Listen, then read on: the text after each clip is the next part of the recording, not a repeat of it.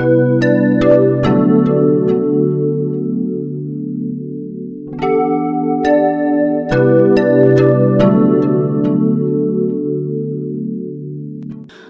cyane kuba ukomeje gukurikira ikiganiro.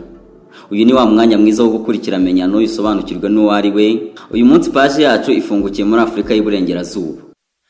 I wanna be a billionaire so freaking bad by all of... Aho ngiye kukubwira ibigwi n'amateka ya mirenge wa Afurika cyangwa Mansa Musa w'ikinyejana cya 21. Ni umukire wa mbere ku mugabane wa Afurika. Umugabo uhetse Afurika ku mugongo mu kugira ikofi itubutse. Izina rye uzarisanga mu mirongo y'indirimbo z'abahanzi kuva iwabo ku ivuko muri Nigeria. Dangote, Dangote, Dangote si de peu. Dangote, Dangote, Dangote. 'Cause my papa no be Dangote. Muri Afurika bamwe baramwiyitiriye. Ukeneye ko muvuga se? Ubwo ntiwamwumvishe. Yego wamwumvishe ariko reka nanjye muvuge. Ni Aliko Dangote. Nge nditunga Peter umunyamakuru. Wowe wivuga ute? Aliko Dangote ni gutya yivuga. And today we have Africa's richest man, Mr. Aliko Dangote. Aha yari mu kiganiro n'umunyamakuru kazi wa televiziyo ya Forbes magazine Africa. So we'd like to start off by asking, who is Mr. Aliko Dangote? Yes, my name is Aliko Dangote. Amazina yanjye ni Aliko Dangote. Navutse mu mwaka wa 1957. Nyuma yo kurangiza amashuri natangiye business mu murwa mukuru Lagos mu mwaka wa 1978. Ubu ndi umuyobozi mukuru w'inganda Dangote Industries zihurije muri kompanyi ya Dangote Group. Of Dangote Industries, which is the holding company of Dangote Group. I wanna be a billionaire so freaking bad by all of the things I never had. Urutonde rukorwa n'ikinyamakuru Forbes magazine, ikinyamakuru gikora intonde z'abanyaduhigo bahize abandi mu ngeri zitandukanye, rwashyize Aliko Dangote ku mwanya wa mbere nk'umuherwe wa mbere ku mugabane wa Afurika. Uyu Dangote yavukiye muri leta ya Kano muri Nigeria mu mwaka wa 1957. Ubwa yasuka igira isoko, Dangote yavukiye mu muryango w'abacuruzi. Se yarazwi cyane mu gace ka Kano yaratuyemo kuko yacuruzaga umuceri. Dangote kimwe nk'abandi bana bava mu muryango wifashije yarize, yewe yiga na kaminuza, aho yize mu ishami ry'ishoramari n'ubucuruzi mu gihugu cya Misiri. Ku myaka 21 Dangote amashuri yari ayashoje. Agisoza kaminuza ni naho urugendo rwe muri ibi biri gutuma tumuvuga akanya byatangiye business. Uyu musore wari ukiri muto ntago yigeze abongana jeroneri amabaruwa asaba akazi ku biro by'abakire, ahubwo nawe yahanze akazi. Dangote agisoza ishuri yagujije nyirarume amadolari 3,000 ngo atangire kwikorera. Urugendo rwa business rudasubira inyuma ruba ruratangiye ku musore muto. Dangote iyi nguzanyo akimara kuyifata yayishoye ku bucuruzi bw'ibikomoka ku buhinzi muri Nigeria, maze iyi business iramukundirira muhira. Dangote atangira gutumizwa ibicuruzwa by'ibinyampeke mu mahanga. Uyu mugabo mu gihe kitarenze amezi 3 yari amaze kugeza ku bihumbi 10 by'amadolari. Abahanga bati ukora ibyazi. Yego wabyumvise neza. Dangote yakoraga ibyazi kandi yiza kunze. Freaking bad by all of the things I never had. Ariko Dangote abonye ko business kataje yahise yishyura nyirarume ideni ry'amadolari 3,000 yamugujije ubwo yatangiraga business. Umunyarwanda ati nta mukuru utagira mukuru we. Iba bihuriyeho na Dangote. Dangote ubwe yemera ko kugira ubufatiraho urugero ari ingirakamaro mu gushyira mu bikorwa inzozi zawe.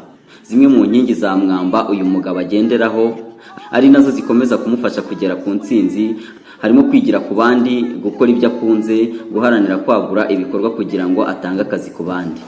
Mu kiganiro yagiranye n'ikinyamakuru Forbes, Dangote yavuze ko kugira ubureberaho biguha imbaraga zo gushakisha kuba nkawe. Ati mu gihe ushaka kuzamura urwego rwa rwiyemezamirimo ukwiye kugira ubugenderaho, yaba mu muryango wawe cyangwa ahandi. Bizagufasha kumva ko igihe cyose ibyo utekereza bishoboka. Uyu muherwe w'umunyafurika yemeza ko kuva mu bwana bwe indoto ze zerekezaga ku kwikorera. Avuga ko akiga mu mashuri abanza yakinishije gukora ibintu bisa na business. Nibuka nkiri mu mashuri abanza naguraga ibisuguti nkatangira kubigurisha mu rwego rwo kubona amafaranga. Icyo gihe nari nishimiye gukora business kugera n'uyu munsi wa none. Bimwe mu bihe Aliko Dangote adashobora kwibagirwa ngo ni igihe yatangiraga kwikorera ku myaka 21 y'amavuko. Aha ngo yatewe imbaraga n'inyungu yabonye mu gihe cy'amezi 3 gusa, agahita kuba igishoro inshuro zirenga 3. So freaking bad by all of the things I never had. Ibi byeretse Dangote ko inzira ari nyabagendwa akomeza cyo kugeza n'uyu munsi. Ahasigaye yisanga mu mitwe y'ibinyamakuru byamugize inkuru nyamukuru. Dangote winjiye muri business ubutareba inyuma, reka turebe uko yagiye yaguka. Nyuma yo gukura muri business yacuruzaga isukari yatumije mu gihugu cya Brazil n'umuceri yatumije muri Thailand. Mu mwaka wa 1977 Dangote yatangiye kuzamuka muri ba rwiyemezamirimo baciriritse. Aha ni nabwo yatangiye gushinga uruganda rukora ibyo yatumizaga mu mahanga nk'umunyu, isukari n'amafu. Iki gihe yahise asezerera gutumiza ibintu mu mahanga, atangira gucuruza ibikorerwa mu ruganda rwe. Aliko Dangote mu kiganiro n'umunyamakuru kazi Faribahi Taribaruti wa televiziyo y'Abarabu Al Jazeera yerekanye umuvuno wa Dangote Group, anenga bikomeye ababika amafaranga menshi mu mabanki aho kuyashora mu mushinga yunguka kandi kungukirana rubanda nyamwinshi. Ati nagaruko business ikorwa. So you feel like you're giving back, you're doing enough? Well, we're giving back because we're creating quite a lot of jobs. We're not doing like other Africans where most of the money is in the bank. Right. We don't keep any money in the bank. Whatever we have, we fully invest and we keep on investing, and that's what we do. Nidukora nk'abandi banyafurika babika amafaranga ku mabanki bakayuzuza. Twe nitubika amafaranga mu mabanki. Yose tuyashora mu mishinga akadufasha kubyara andi byihuse. I wanna be a billionaire so freaking bad by all of the things I never had. I wanna be on the cover of Forbes magazine, smiling next to Oprah and the Queen. Aliko Dangote ubu ni umuherwe ufite inganda na business zikomeye zirimo inganda za sima, iza peteroli, iza gaze n'izikora ibiribwa. Uruganda rwa sima rwonyine rwazamuye inyungu ya Dangote ho 40% mu mwaka wa 2015. Ikinyamakuru Forbes kivuga ko nibura 53% bya sima icuruzwa muri Nigeria ikorwa n'uruganda rw'uyu muherwe Dangote. Uruganda rwa Aliko Dangote rw'isukari ni nimero ya 2 ku isi mu gutanga umusaruro mwinshi w'isukari. 25% by'imari iri ku isoko ry'imari n'imigabane rya Nigeria ni ya Dangote.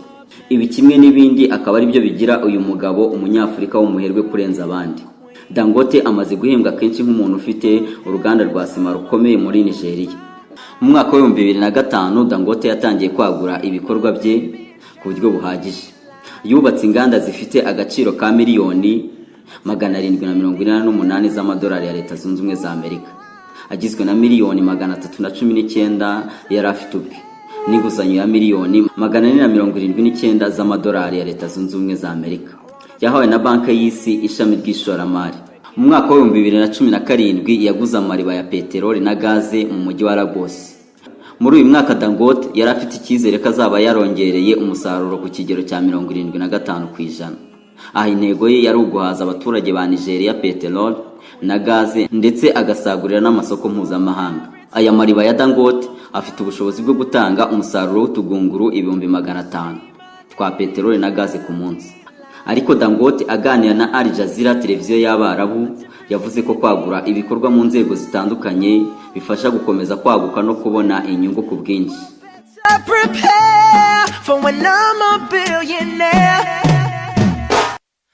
I wanna be a billionaire so freaking bad by all of the things I never had. Kugeza uyu munsi Aliko Dangote niwe muherwe uyoboye ku mugabane wa Afurika.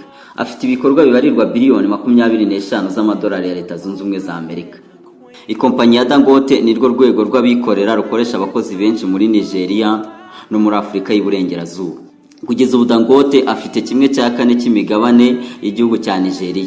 kandi afite ingamba zo kugeza miliyari 60 z'amadolari ya Leta Zunze Ubumwe za Amerika. Aliko Dangote kimwe nk'abandi baherwe atumirwa mu nama zikomakomeye. Aha byari mu nteko rusange ya 72 y'umuryango w'abibumbye, aho yasabye abayitabiriye guhaguruka bakajya muri Afurika bakareba uko uyu mugabane uri gutera imbere, bakareka guha intebe amakuru y'ibinyoma bahabwa. Really, things have changed dramatically. Africa now has been growing at about 5.5% on average in the last decade, and it means that when you look at the future is there.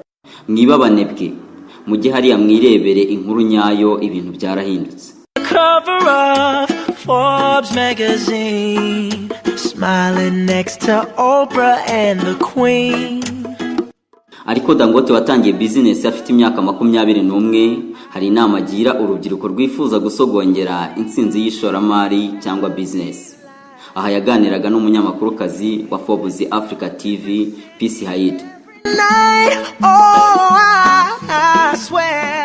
My first advice to them is to be very focused and also understand what they really want to do. Inama ya mbere natanga ku bakiri bato no kumenya icyo bashaka bakagira intumbero no guhitamo mu by'ukuri business bumva bashaka gukora ibanyuze kandi bagakomera muri ibyo. Hari amakosa dukunze gukora nk'abanyafurika, aho umuntu atangira kwishimisha mu mafaranga yatangije umushinga.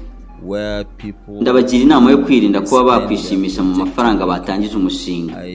Ikiza no kutegereza amafaranga akabanza akaboneka akagwira maze ukabona uyishimishamo. Before they start spending. If you want to enjoy life, then you'll not be able to work hard. I think it's always better make the money, then you can enjoy yourself. Better prepare for when I'm a billionaire. I wanna be a billionaire. Amafaranga ni icyubahiro akenshi ntibisigana. Ndakeka ibinge nawe tubyemeranye. Icyubahiro nimero ya mbere ku isi kikaba kwicara mu ntebe y'umukuru w'igihugu. Cyane hano turi ni muri Afurika, aho ino ntebe bayimenera amaraso. Gusa iyi ntebe muri Nigeria Aliko Dangote si icyo byamusaba, kuko amafaranga afite amwemerera kumvwa na rubanda nyamwinshi, rukamujya inyuma bakamwicaza mu ntebe y'umukuru w'igihugu. Gusa ntabyo ashaka. Iki ni ikibazo cy'umunyamakuru wa Al Jazeera. Nyakubahwa turebye ubudahangarwa bwawe ufite amafaranga, ufite abantu benshi muziranye muri politike, ujya utekereza kuva muri business ukaba wakwinjira muri politike. Have you ever considered running for office? Have you ever considered leaving business and getting into politics? Yeah, a different city every night.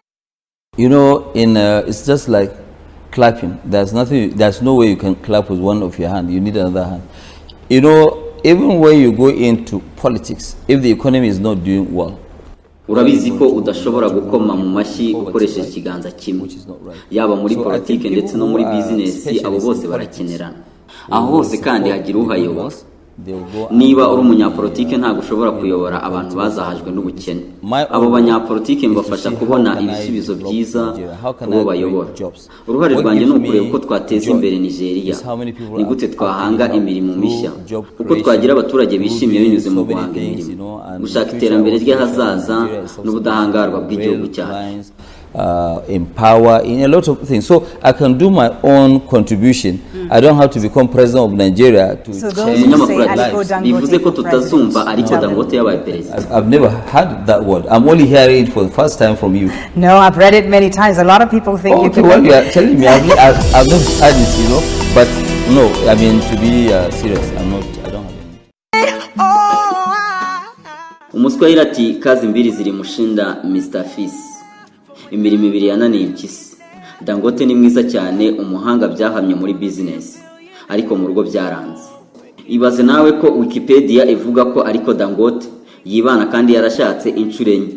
Aba bagore bose bikarangira batandukanye. Aba bagore bane Dangote yababyayeho abana 15.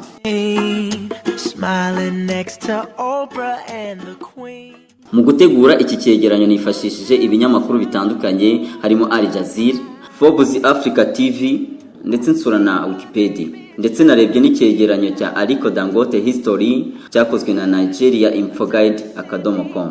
Genitunga Peter, ibihe bibahire. I swear the world better prepare.